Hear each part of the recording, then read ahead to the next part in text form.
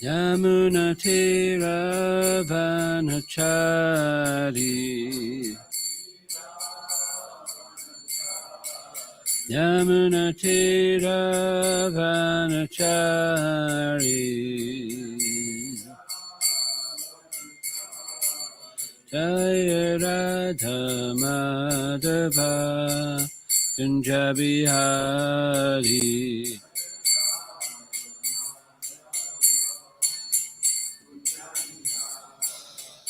Jaya Radha Madhava Kunjabihari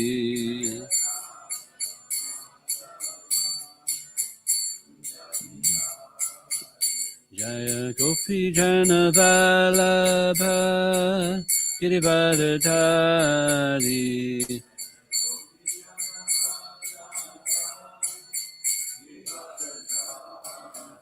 Jaya Gopi Jana Vallabha Girivardhari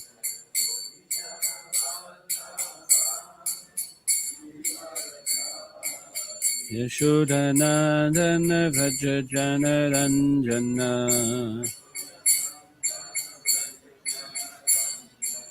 Yashodanandana Vraja Jana Ranjana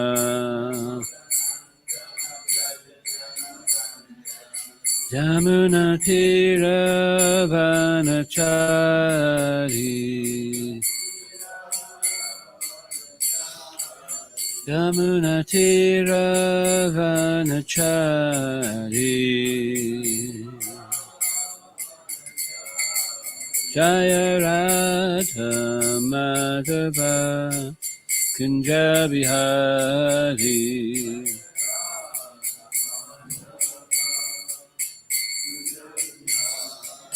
Jaya Radha Madhava Kunjabihari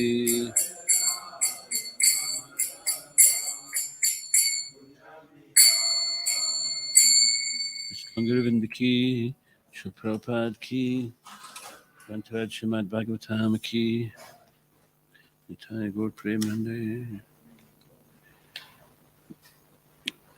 And on the Vaishnav calendar today that we have to read. Unfortunately, I'm allergic to a lot of those flowers. Nothing on the Vaishnav calendar, okay. So, reading from Srila Prabhupada Lila Mrita. He built a house in which the whole world can live.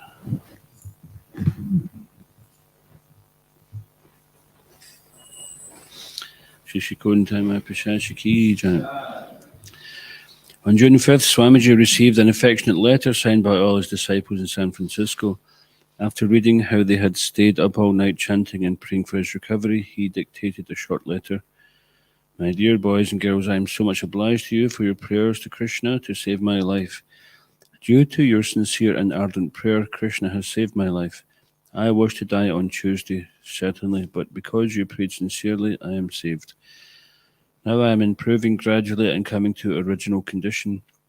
Now I can hope to meet you again and chant with you Hare Krishna. I am so glad to receive the report of your progressive march and hope that there will be no difficulty in your understanding Krishna consciousness. My blessings are always with you, and with confidence you go on with your chanting Hare Krishna, Krishna Krishna, Hare Hare, Hare Ram, Ram Ram, Hare Hare. Swamiji was eager to leave the hospital. For several days he had wanted to go. They are simply sticking needles, he complained. Each day was putting his society into further debt. The devotees had rented a small seaside house in Long Branch, New Jersey, where Swamiji could go to recuperate. Kirtanananda, they decided, would be Swamiji's cook, and Gaurasundar and his wife Govinda Dasi were arriving from San Francisco to do the housekeeping and help. But the doctor wanted Swamiji to stay for another brainwave test and more observation. One day, while Brahmananda and Gargamuni were visiting Swamiji, the doctor entered and announced that the Swami would have to go downstairs for an x-ray. No needle? Swamiji asked. Yes, the doctor replied, it's all right. When the nurse brought in a bed on wheels, Swamiji said he wanted Gargamuni to push it. He then sat on it cross-legged and put his hand in his bead bag. And Gargamuni, following the nurse, wheeled him out the door, down the hall, and onto the elevator. They went down to the third floor and entered a room. The nurse left them alone. Gargamuni could sense Swamiji's uneasiness. He was also nervous. It was such an unlikely place for him to be with his spiritual master. Then a different nurse entered with a needle. "Tend to give the Swami a little injection." "No," Swamiji shook his head. "I'm sorry," Gargamuni said flatly. "We are not going to do it." The nurse was exasperated but smiled. "It won't hurt." "Take me back," Swamiji ordered Gargamuni. When the nurse insisted, Gargamuni acted rashly, his usual tendency, and stepped between the nurse and his spiritual master. "I'm ready to fight if I have to," Gargamuni thought. "I won't let you do it," he said, and wheeled the bed out of the room, leaving the nurse behind. Gargamuni was lost. He was somewhere on the third or fourth floor. Didn't even know what floor he was on. Faced with corridors and doors, and Swamiji's room was on the sixth floor. Unsure where he was going, Gargamuni wheeled through the corridors, Swamiji sitting cross-legged, chanting on his beads. Brahmananda arrived at the X-ray lab seconds after Gargamuni's escape. The nurse and intern complained to him about what had happened. Brahmananda: "They considered this a theft. Swamiji was their property as long as he was in the hospital. He was theirs to do whatever they pleased with. Gargamuni had stolen Swamiji away from them." Gargamuni got to the elevator. He had difficulty maneuvering the bed and in his haste bumped into the wall. He forgot what floor Swamiji was on. He only knew that he was protecting Swamiji, who wanted to be taken away. When Gargamuni finally reached Swamiji's room 607, an intern was there and spoke angrily. "I don't care," Gargamuni said. "He doesn't want any more needles or tests. We want to leave." Brahmananda arrived, calmed his younger brother, and helped Swamiji back into bed. Swamiji said he wanted to leave. When the doctors came in, Swamiji sat up and spoke decisively. "Doctor, I'm all right. I can go." And he shook the doctor's hand to show him he was hale and hearty. Sealed the deal. That's it, no discussion. The doctor chuckled. He said that although Swamiji was getting stronger, he would have to stay a few more days. He was by no means out of danger yet. He required careful medical surveillance. They needed to run another electroencephalogram. Swamiji still had pains around his heart, but he told the doctors his boys had a place for him to rest by the seaside. This was very good, the doctor said, but he couldn't let his patient go just yet. But Swamiji has made up his mind. Brahmananda and Gargamuni arranged for a rented car. They gathered Swamiji's things and helped him dress as they escorted him out of the hospital, and the hospital staff saw that the boys were actually taking the old man away. Some of the doctors and nurses tried to stop them. Brahmananda told them not to worry. Swamiji was very dear to them and they would take good care of him. He would get regular massages and plenty of rest, and they would get him whatever medicines the doctors prescribed. After a rest by the seaside, he could come back for a checkup. Brahmananda speaking. Then the doctors became fed up. They threatened us. "This man is going to die." They really scared us. They said that this man is going to die and it's going to be your fault. Even as we left, they said this man is condemned to death. It was horrible. At 10 a.m. on June the 8th, they left the hospital. Swamiji wanted to stop briefly at the temple at 26 2nd Avenue before going to the house in Long Beach, so the Long Branch. Entering the storefront, walking shakily, he came before the portraits of his spiritual master, Bhaktivedanta Saraswati, and his spiritual master's father, Bhaktivinoda Thakur. For the first time, Swamiji's disciples saw him offer fully prostrated obeisances. As he prostrated himself before his Guru Maharaj, his disciples also paid obeisances and felt their devotion increase. Srila Prabhupada ki.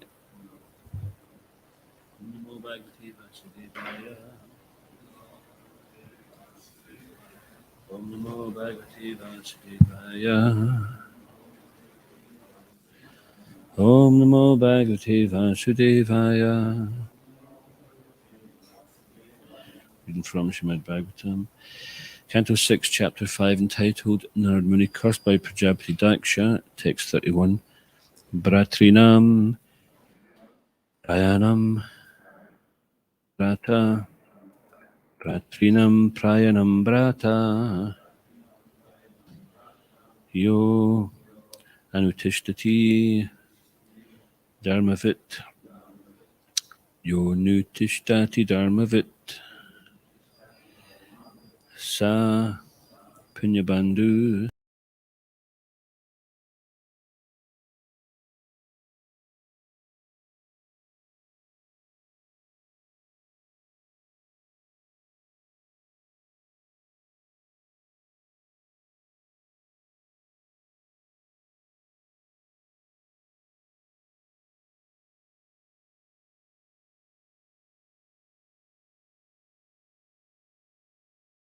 Sapunya Bandhu Purusho, Marudbi Sahamodate, Pratrinam Prayanam Brata, Yo Nutishtati Dharmavit, Sapunya Bandhu Purusho, Marudbi Sahamodate, Pratrinam Parayanam Brata, Yo Nutishtati Dharmavit, Sapunya Bandhu Purusho, Marudbi Sahamodate. Please chant.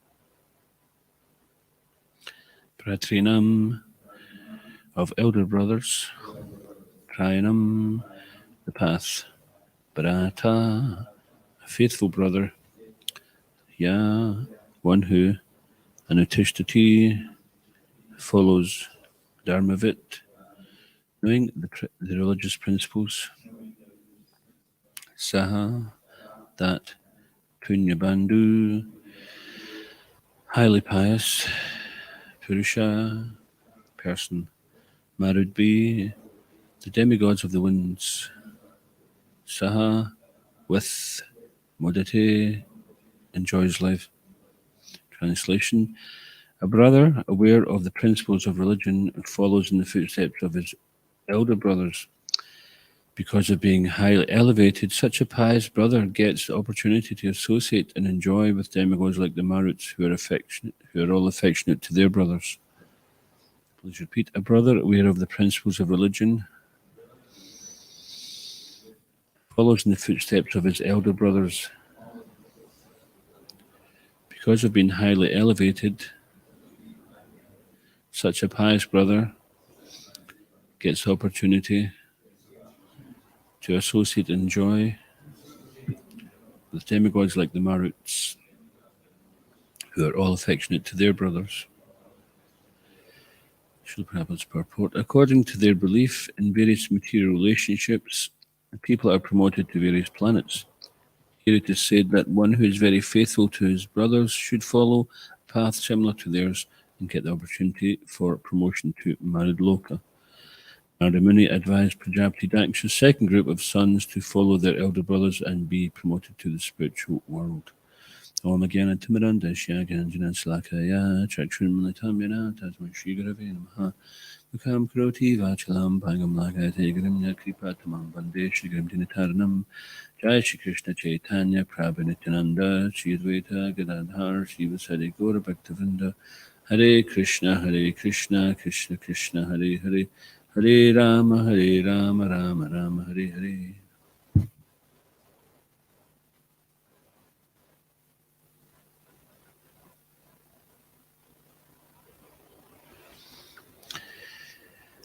A brother aware of the principles of religion follows in the footsteps of his elder brothers. Because of being highly elevated, such a pious brother gets opportunity to associate and enjoy with demigods like the Maruts, who are all affectionate to their brothers. The Sanskrit word Brita is where the Latin word and then the English word brother comes from. It's like mata, and then Latin mater, Pita, pater, mother and father, Brita, or Bratu, and then brother. So it's interesting to see that although, this is typically what happens, is that what is current today becomes history, and then it becomes legend, and then it becomes myth. So people think in terms of the Vedic civilization as being a mythological civilization, but it's only because it was since those days. Then many people come along, and it's just typically what happens is when people invade a country, they try to destroy the culture and establish themselves as being the supreme race. We see that history repeats itself. Even here in the UK, only a few hundred years ago, then people weren't allowed to wear their in Scotland, when England took over, then people in Scotland weren't allowed to play the bagpipes. They weren't allowed to wear the tartan of their clan, things like that.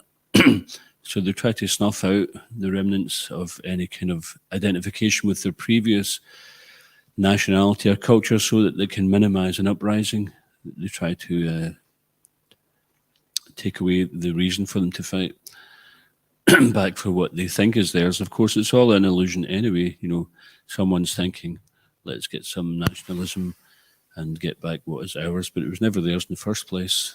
And this is the problem, that everyone's thinking, this is mine, and you've stolen it from me, I want it back. Or someone's thinking, well, that's yours, but we want it because you've got something there that we want.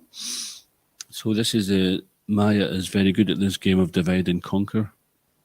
She's the best. Sometimes people, for a little while, they may play divide and conquer, but in the material world, Maya is divided us all, where we all think that we're separated from Krishna. And we're separated from Krishna by Maya, which is one of Krishna's energies. So when Krishna says in Bhagavad Gita, everyone follows my path in all respects, then it means that there is nothing to follow but one path or another, which is Krishna. But the results are different. They're not the same. It's like, oh, well, whether Maya or whether Krishna consciousness, it's all Krishna, so it doesn't matter. Let me just be in Maya.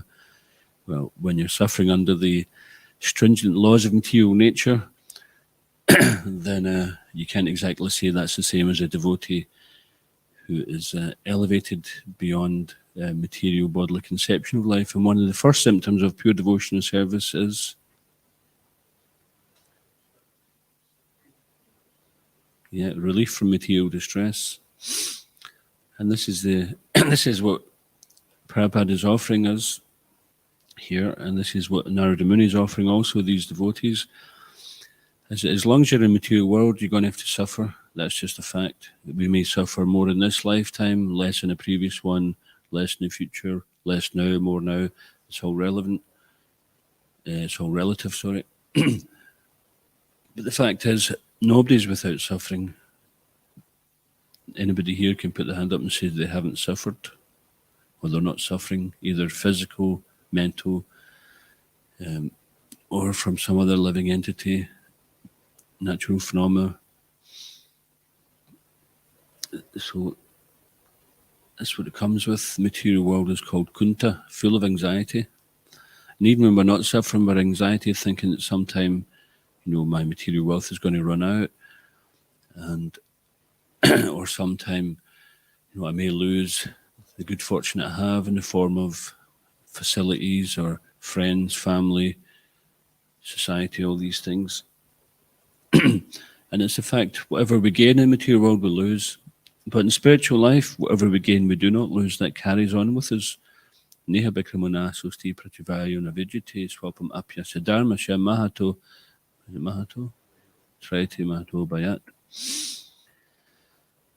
So in this endeavour, there's no loss or diminution. In material world, we make some endeavour, and unless that thing comes to completion, then it's considered a failure. It's like sometimes you see some building project, and it's half finished, and it's been there for years, and the weather's getting to it, and it just looks like a complete sad attempt at somebody trying to do something in life. And so that's a failure for them. Or they get something and they can't maintain it. It's like sometimes you see on some like housing scheme. I've seen just recently a Rolls Royce parked on some, you know how sometimes in the council housing schemes, then people buy their flats or sometimes they just rent from them. But he'd carved up a bit in his front garden, taken away the fence, and he'd parked a Rolls Royce in there. And it was a real old bit of a banger, to be honest. But I thought it must have been the guy's dream to have a Rolls Royce, and this is the best he could do, is buy something which he probably can't even afford to run. And you think, well, that's just like living in another time.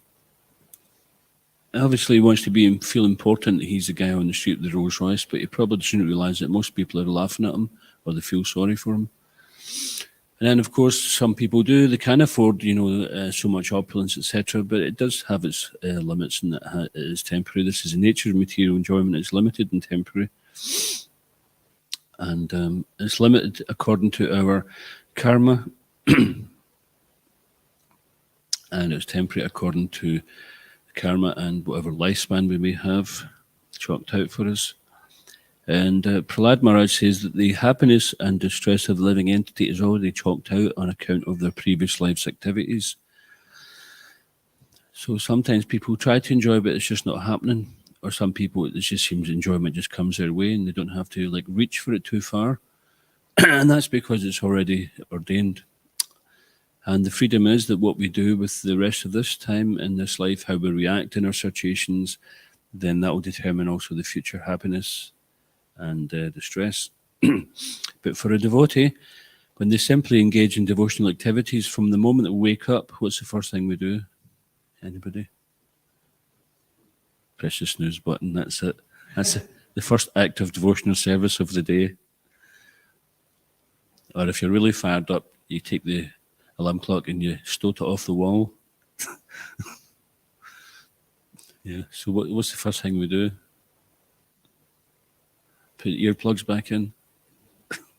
Obeisances, the first thing we do is obeisances to the spiritual master, to Prabhupada, to the deities. And often the devotees will sleep in such a way that when they wake up, they know which direction they're going to be paying their obeisances, so they're pointing towards the deities, towards the temple. They don't sleep with their feet pointing towards the deities. They are aware of where the deities are in the property.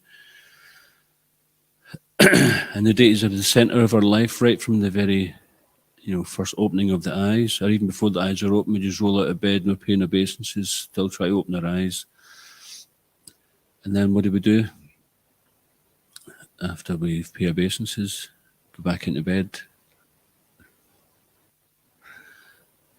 Anything else? That's it. We just stay there. Jump into action. Immediately the sanctum bag's on, isn't it, Pancha?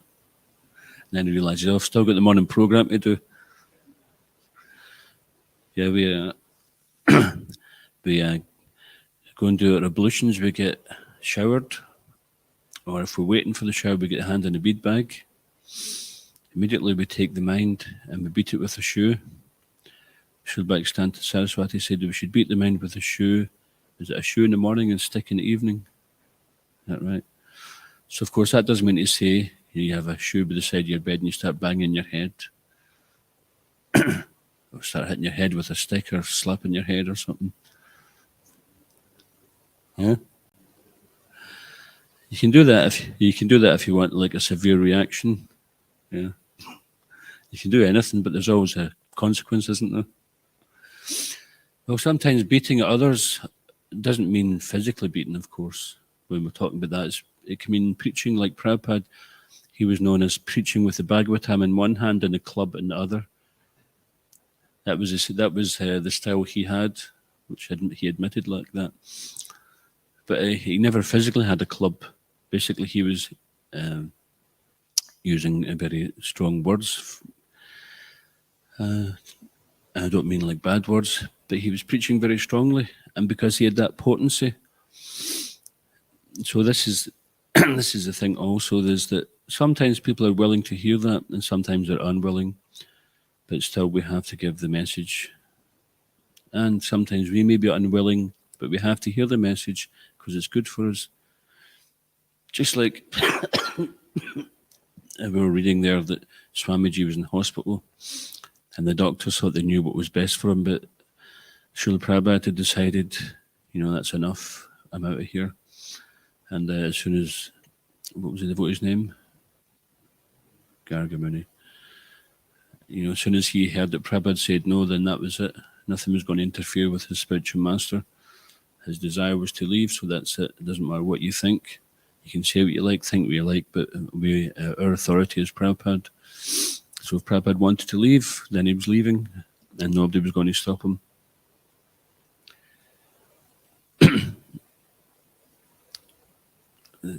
So sometimes we have to recognize we're in the hospital. The material world is a place where everyone is afflicted by the skin disease. And the skin disease refers to thinking with the body, thinking with the mind, even sometimes thinking with intelligence, but mostly we're on the mental platform. And there was that example, wasn't it? Prabhupada was telling one of the disciples who was thinking that sometimes you got on the mental platform, and says you're always on the mental platform, sometimes you're Krishna conscious. And even at that, I think he was probably being very generous. What we think is being Krishna conscious or off the mental platform is just like perhaps a little less heavy mental platform. We have no idea of the power of the mind. And even saying that statement, I don't have any idea of the power of it. But we can see the effects of it. Sometimes it drives us to act in ways which we don't want to act. But the mind also can become our friend. But it has to take that we submit ourselves to the process of Krishna consciousness. We're in the hospital, we're getting better. And when the doctors, who have also been patients, it's not that the lunatics have taken over the asylum, they have also been patients and they're getting better.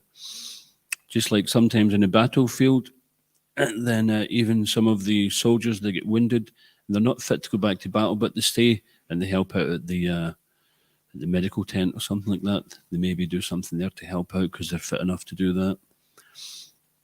So similarly, we're all victims of material energy, and due to this process of Krishna consciousness, which is the medicine for relieving us of this material illusion of bodily concept, bodily identification, identifying with ourself in so many ways, or identifying ourselves in so many ways to be connected with this material world, then the devotees, by engaging in the process of Krishna consciousness, begin to identify with the spiritual world, identify with the instructions of the Guru, the sadhus, the shastras, identify with the ways of devotional service. So therefore, when those who are more experienced, they're like the elder brothers here. And so the younger brothers, then this is the Vedic way, is that the respect to older brothers. Just like we have one friend who's, I won't mention the name, but some of you would know him.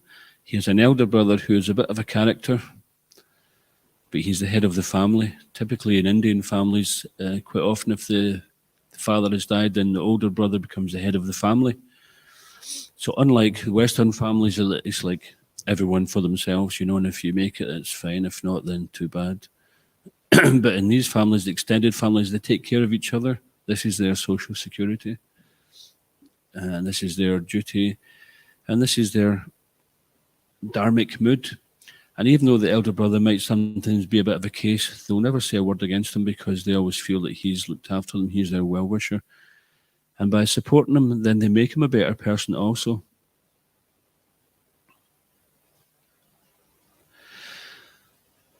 And he performs his duty and they perform their duty. So this is quite foreign to the Western world, where everybody is like looking after number one, and there's a limited care, even though we're very much attached to our family, friends, etc. ultimately we don't really care that much, and we're not going to put ourselves through so much difficulty for their pleasure. But in the Vedic culture, this was called Dharmavit.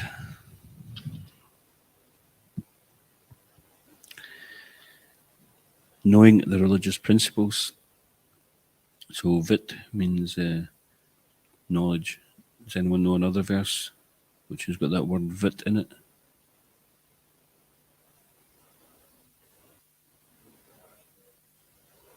What's that?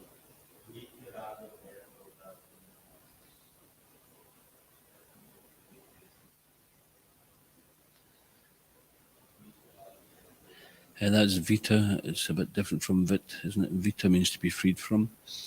Vit, I mean, of course, in some intrinsic way, Sanskrit is connected, because by Vit, by knowledge, you will become freed from.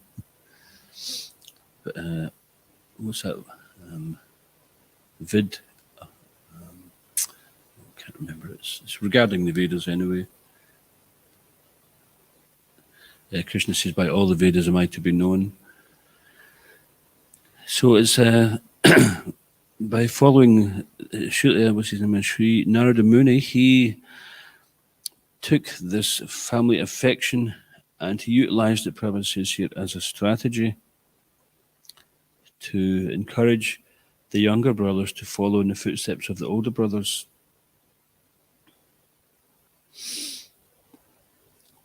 So this is the intelligence of the spiritual master. He will use some strategies to encourage the disciples to go forward in the Krishna consciousness, to surrender to the path which is going to benefit them. And they say that the path back to Godhead is strewn with thorns. It's strewn with thorns, but where are the thorns coming from? They're coming from outside the path, aren't they? If you step off the path, there's going to be even more thorns. So sometimes we think, oh, this path is too thorny, let me get off it. Things weren't that bad after all, back out there. And but that's never the case. We have this example of when one gets seasick, to jump off the ship is the last thing you want to do. Sometimes people get an illusion, thinking the ship is causing me to be so sick. The sea doesn't look so bad, let me jump in there. But so we just have to hold on, and in due course of time, the storm will pass. There was a book, who was it? I can't remember who wrote it. It was, "Don't sweat the small stuff," and it's all small stuff. So it doesn't seem small at the time, but sometimes devotees would go to Prabhupada with their trouble and he'd say, "Storm in a teacup." And it's when we look back and we think, yeah, it really was a storm in a teacup, compared to what other people are going through, compared to what the living entity has to go through at the time of death. If they're completely in ignorance, then whatever we're going through, it's a storm in a teacup. But sometimes we're just so much want to enjoy that we cannot abide by any type of deviation from that enjoyment. We don't like to suffer. Just like recently, I've had a little bit of sickness and I was just getting bored with it. I'm just thinking, this is just so tedious, just move along, will you? I've got things to do. I've not got time to be hanging about with this stuff. And it becomes a bit tedious, or we get impatient. It's like, I can't be doing with a sickness at this point in time, but we have no choice. We can't say, okay, I'll just postpone this for the next couple of weeks and then I'll be better equipped to deal with it. We don't have any choice, no matter. Reactions are coming. And we can't plan necessarily our enjoyment. Sometimes people plan a great big party or a wedding, and how many times they end up, there's a punch up there or something like that. When we talk about punch up, we don't mean just like one punch up. It's there could be the family wounds get opened up again whenever everyone comes together. It's okay for the first little while until everyone's had a drink in them, and then it becomes bedlam. And then even sometimes you see that the happy couple get involved in it. Of course, it's not always like that, but they place so much importance on trying to make this life perfect that constantly, it's such an endeavor to constantly do that, and that itself just the inability to accept things as they are creates such anxiety. So Narada Muni was very cleverly using this Vedic here. Let's see. Just using this Vedic culture as a means of, he was using a thorn to pluck a thorn. So sometimes one can be too attached to the rules and regulations. Ultimately, the rules and regulations are there for the elevation of mankind. So ultimately, they can go back to Godhead. And Narada Muni was thinking, well, why go the long way around? Why not just go the short way? You're already single. You're not entangled. So then why bother getting entangled and then have to get disentangled? Just go back to Godhead now. And your brothers did it. That was his sales pitch. Your brothers, who they looked up to, they did it. So why don't you just follow their footsteps and go back? And of course, we'll see that they did. And this is also, Srila Prabhupada was very much in that line as well, because one could argue, well, they were supposed to do this and supposed to do that. Narada Muni interfered with some big arrangement. But this is of utmost importance that the living entity goes back to Godhead, never mind some big material arrangement. This is the path that which Prabhupada was also showing.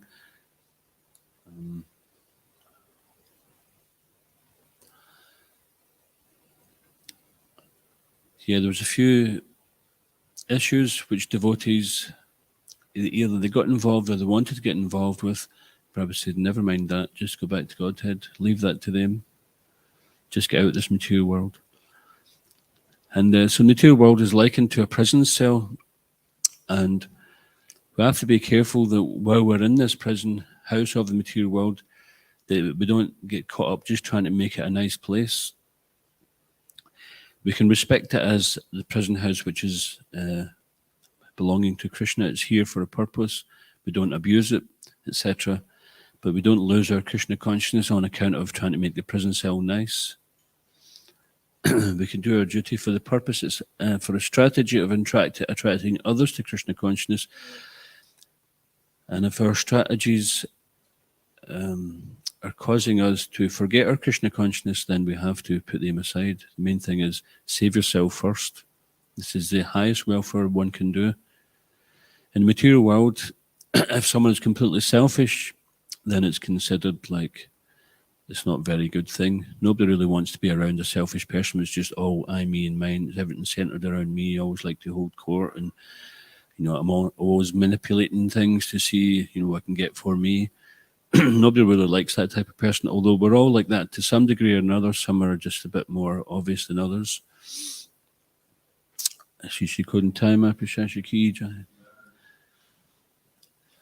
But this I, me, and mine, we can also engage in Krishna service. It's like, I need to go back to Godhead. This Krishna consciousness process is for me. This is my spiritual master. So, and the things which have come to us by providence or arrangement, they are mine to be used in Krishna's service.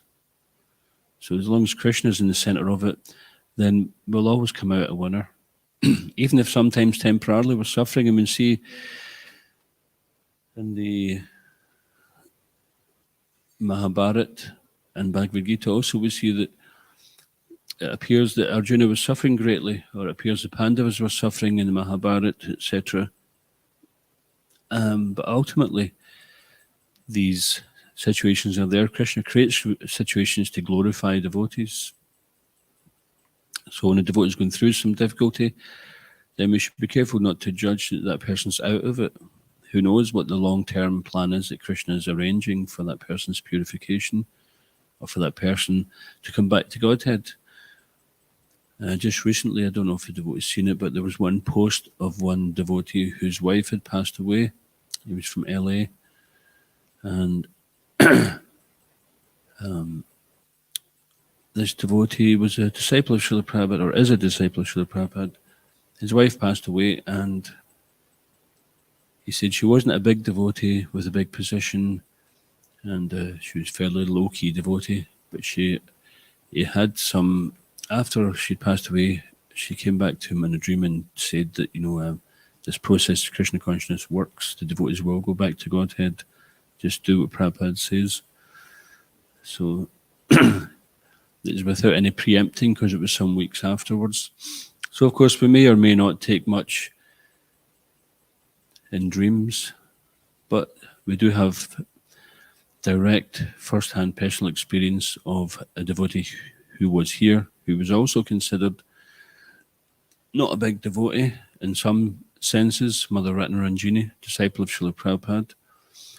And anyone who was with her in the last couple of years of her life, seeing how she had transformed from just being a very loyal, hard-working, sincere devotee who always chanted around, didn't get involved in criticising devotees, and was always this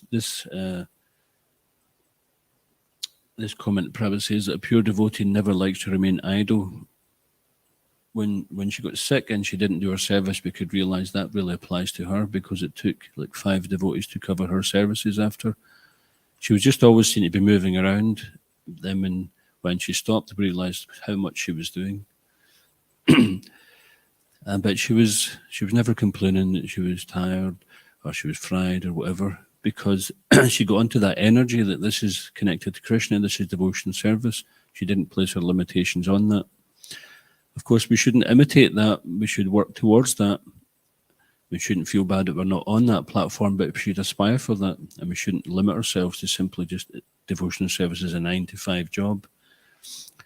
Devotional service is as soon as you open your eyes in the morning till you close your eyes at night, and even in your sleep.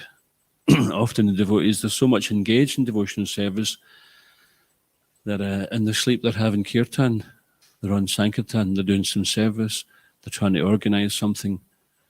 And so it's all going on. If this is in our waking moments, we're always engaged in devotional service, and even in our sleeping moments, our dreams will reflect on that. So in this way, devotee can be Krishna conscious 24 hours a day. Not that we have to stay awake 24 hours a day with matchsticks in our eyes, imitating, the 6 Goswamis. Those were so elevated devotees that they forgot to sleep. They didn't have to force themselves. Just like we had one friend who said, I think I'm going to give up sleeping. And within about 30 seconds, we turn around and see the devotee fast asleep. So we can't just imitate these things. This is Krishna's sense of humor showing, okay, you're giving up sleeping. How's it working out for you?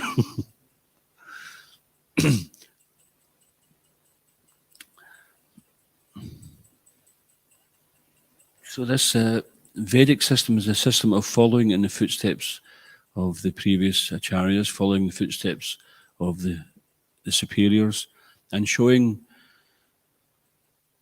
juniors how they can also, what is the path to follow that they've already followed. So in this way, Prabhupada said, if you want to, although you cannot repay this debt because you're going back to Godhead simply by these regulative principles in 16 rounds, you're going back to Godhead without a doubt, if you just do that. And anyone who's got any doubt in that, then they're doubting Srila Prabhupada's words, and that's a bit foolish, because who else are they going to turn to? Who else can save them? So anyone who's representing Srila Prabhupada and saying these things, then they're also aligned with Prabhupada. They're given that same message. And Prabhupada said this, although you cannot repay that debt, if you want to try to, then try to just give this Krishna consciousness to others. So, and he says, whatever you've learned in Krishna consciousness, just give that to others. So it's not that we have to have a Bhakti Vedanta degree before we can actually go preaching. Whatever we've learned, if we read one sloka and it means something to us, then we can preach from that. And then the more we learn, then the more we can share with others. So this word prachar, which is translated as preaching, it's quite often Sanskrit words don't really have an English counterpart. But it's interesting how preacher and preach sound quite similar. Also, the connotation of preaching nowadays is very much not welcome. People think preaching sounds like you're condescending. It's like, so you're up on some platform and you're going to tell me what to do. You know, it just sounds very condescending. And that's because of the what it's associated with. You know, for years, so-called preachers have been hypocrites masquerading as ministers of the Lord's word. And people just don't buy it any longer. You know, they've seen too much. But the other, more true meaning of preacher is, anybody?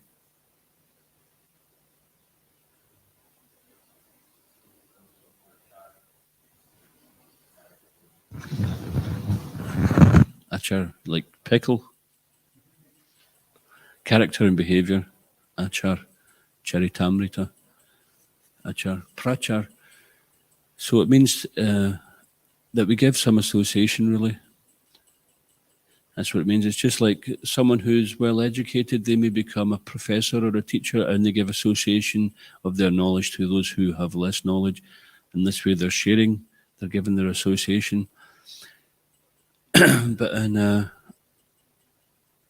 Krishna consciousness, then that means that when we go preaching or when we bring people here, then our prachar is to try to give them some taste for Krishna consciousness.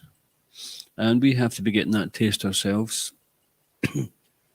It's like a hawkshaw often makes this joke. The devotees are out in book distribution and they give out the books and the guy says, "What's the book about?" Say, "Never mind that. Just take the book and distribute it. Don't bother reading it. You've no time for that. Just join the temple and give out the books." Now, we have to read the books. We have to understand what it's about. And sometimes people will come up and ask you, "Well, before I buy the book, what's it about?" And you just say, "Never mind that. Just read it. Are you interested or not?" "I don't even know what it's about." Okay, next. Sometimes the devotees can be like that because they've just got a score on their head or something.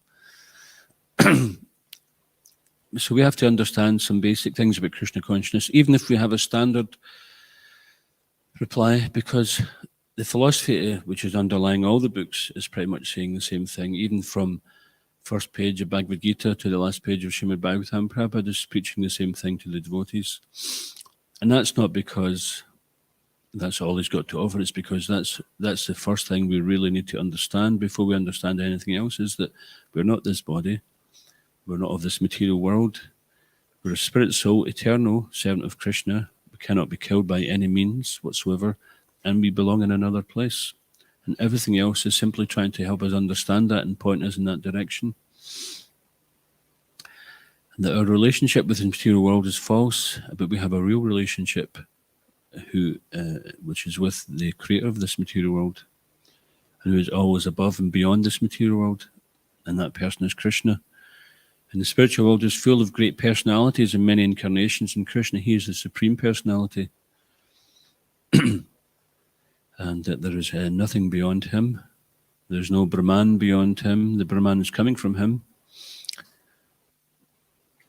And there's no nothingness anywhere. You know, sometimes people use this double negative, ain't not doing nothing. You know, it's like a treble negative, isn't it? So, yeah, this, I don't know if he meant it or not, but I remember one song by Jimi Hendrix many years ago. He said, there ain't nothing nowhere. And Prabhupada said that. He didn't say that particularly, but he said, in Bhagavad Gita, Krishna talks about sarvagata, there's living entities everywhere. Nowhere is there a void. See, the only place where the void is in between the ears, you know, of the living entities, if they think there's some kind of void, because there's living entities everywhere in all places, in all elements. So we accept that.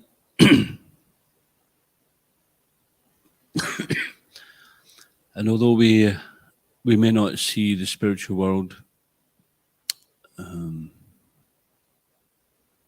we may not think we see the spiritual world, we're actually beginning to live in the spiritual world. The temple, Prabhupada says, is an oasis of the spiritual world. Just like someone who's delirious from being lost in a desert, they might not even realize their good fortune that they've arrived in an oasis until someone comes along and helps to nurse them back to health. And then they can begin to appreciate it. And then once they get back to health, they can help other people who arrive in the oasis. So when we're here, then we're in the oasis of the spiritual world. And when we go out to do programs or take kirtans out there or do books, then we're taking the oasis out there as well. So we should always try to remember that and don't let Maya teach us, tell us otherwise. Therefore, it's always important that we listen to the devotees, and that means all of us. There's nobody who's not answerable. In ISKCON, nobody's not answerable to somebody. And everybody is performing this Shravanam Kirtanam or Shravanam process where we're having to hear. And this hearing is what is connecting us to the spiritual world. Krishna incarnates in the form of his holy name in Kali Yuga. So by hearing the holy name, by hearing the instructions which are non-different from the holy name, which are going to take us into a deeper relationship with the holy name, then this is connecting us more and more. So therefore, it's important that we start to recognize, and even if we don't recognize very much, what is the mind and what is not, because the Lord is within our heart. And one could foolishly say, well, I'll just listen to Krishna within the heart. But because we're so bewildered, we don't know what is the mind, we don't know what is the Lord within the heart. And therefore, the spiritual master, he is the external manifestation of the Lord within the heart. Chaitya Guru is the Lord within the heart who's teaching us, and sometimes it's obvious he'll bring us to Krishna consciousness. I remember before I joined, I was really searching into different religions and philosophies, and it became quite confusing and bewildering because so many people are saying this way is the way and this way is the way, and I was thinking, well, are they all right? There's one right and the rest are wrong, and which one is it if that's the case? And then it just becomes so bewildered, and I thought, well, I'm just going to pray to whatever higher power might be there and ask them to guide me, what I should be doing. So then I started, unbeknown to me, then I started following the regulative principles, and when I came across Prabhupada's Bhagavad Gita, I thought, wow, this really fits like a glove. This is what I've been doing just by following my conscience. My experience was that if you follow one good thing of your conscience, which is obviously it's going to be good, if your so-called conscience tells you to go and do something crazy, then you don't think, okay, well, I'll follow that and see what happens. You know that it only takes a little bit of intelligence to understand what are the consequences of doing certain things. But if the consequences of controlling the mind and senses, that can only be a good thing. So as I started to do that, and I came across Prabhupada's books, and I realized, well, this is the path which is clearly saying what I'm finding to be true anyway. And then the next step and the next step and the next step was all there. And I thought, well, this actually makes sense. So in this sense, we can see that, if that it's intrinsic, that which is good is intrinsic, and the Lord will show that to anyone who really wants to know. But we must understand also that in the books, Prabhupada says in Bhagavad Gita that in Bhagavad Gita you'll find many truths. This is an introduction which you won't find elsewhere. Or you'll find the same truths in Bhagavad Gita you'll find in many other scriptures, but you'll also find, so he wasn't putting them down, but he says, and he was taking it a little further, he says, but you'll also find truths which you won't find elsewhere. And that was my personal experience, that I was finding that which is going to take me on to the next step and the next step. And it didn't make me feel like anything I was connected with before wasn't valuable. It had its purpose. But Krishna consciousness takes you all the way back to Godhead. And this is what's happening here, is that Narada Muni is basically saying, don't waste time here. I'm going to get in trouble, but you're going back to Godhead. That's the main thing. Because that's important. Because even Srila Bhaktisiddhanta Saraswati Thakur says, that if he could raise even one of his disciples to the mode of passion, he'd consider his mission a success. And maybe there was some kind of sarcasm in there, I don't know. The relevance of it may have been that he was finding devotees just sleeping about in the ashram, trying to enjoy the facilities, enjoy the instructions, enjoy the facilities of the spiritual master, enjoy the opulence of the spiritual master.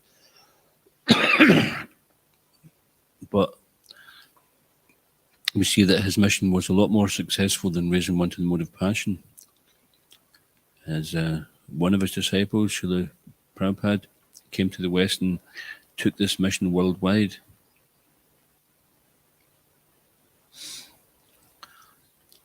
And we see that others are advancing in devotional service. Others are talking about how they're advanced in devotional service.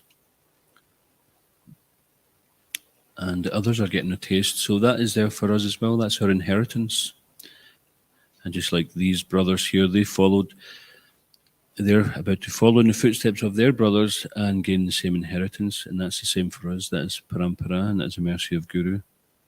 Anyone get any questions?